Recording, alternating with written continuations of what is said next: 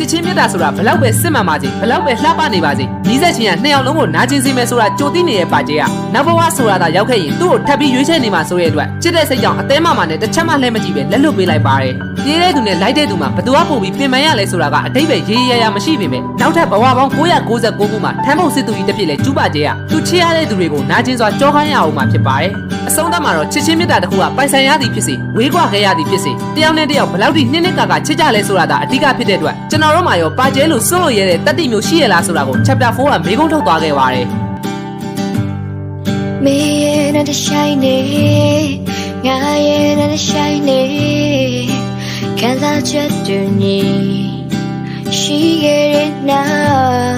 မေးရဲ့အတွေ့များနေငါရဲ့အတွေ့များနေနာကတူညီထားခဲ့တဲ့နောက်တော့